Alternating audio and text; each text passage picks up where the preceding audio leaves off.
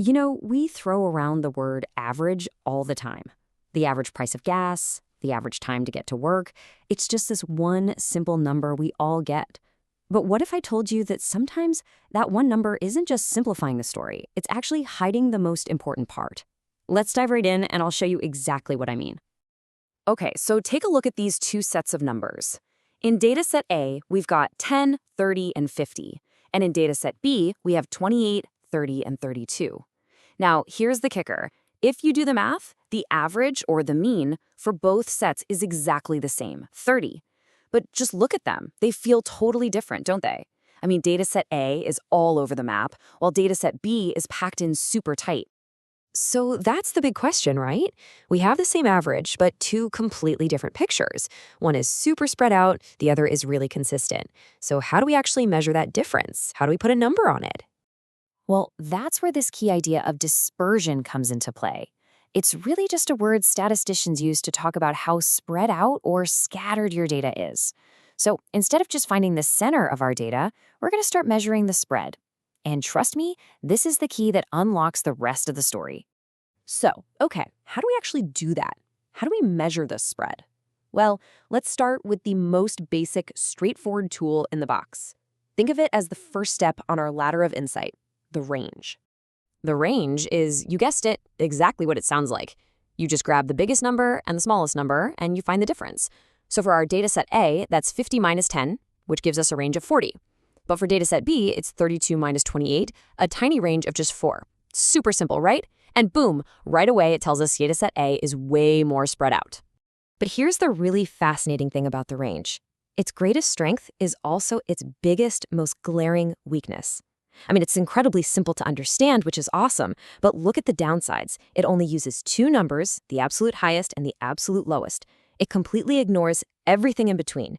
Think about it. If you had a dataset with 1,000 numbers, the range would still only care about 2 of them. That makes it a pretty rough measure, to be honest.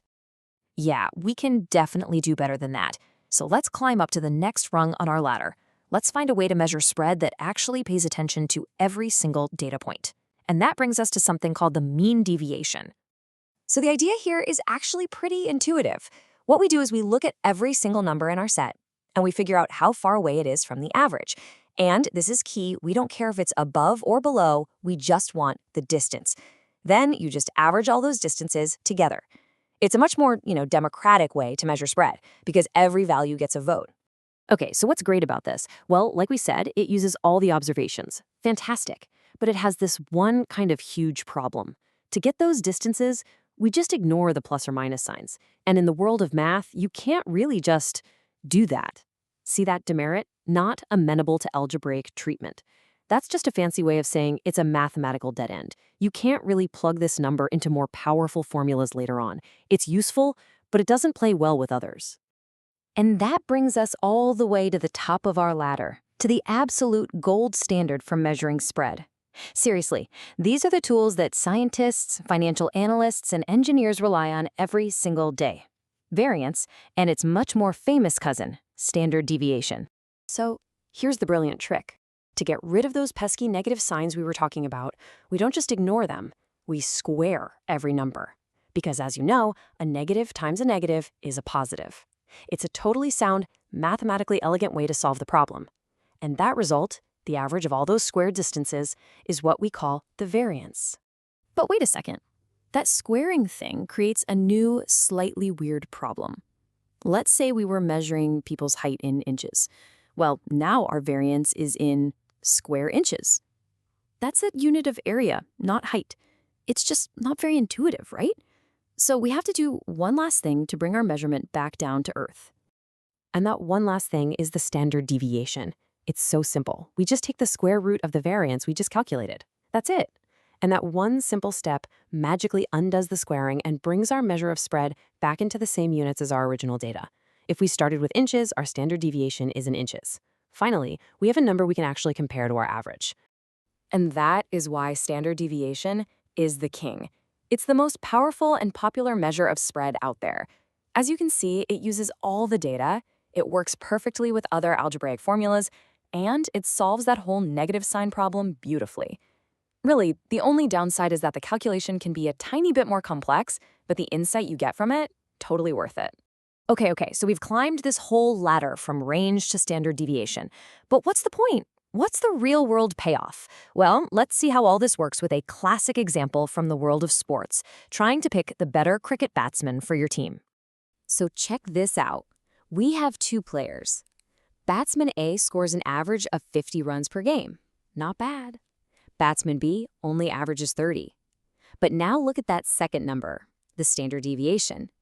Batsman A's is pretty high, at 10. Batsman B's is much lower, at just 3. Now remember what that means. A low standard deviation means your scores are all tightly clustered around the average. So, who do you pick for your team? The guy who scores more on average but is kind of all over the place? Or the player who scores less but is way more predictable? It's a genuinely tough call. And to make the right choice, we need one final little tool. And that final tool is called the coefficient of variation, or CV for short. And it is designed for exactly this kind of problem. It lets us look at the standard deviation not just by itself, but relative to the average. It basically asks, how spread out is this player in proportion to their average score?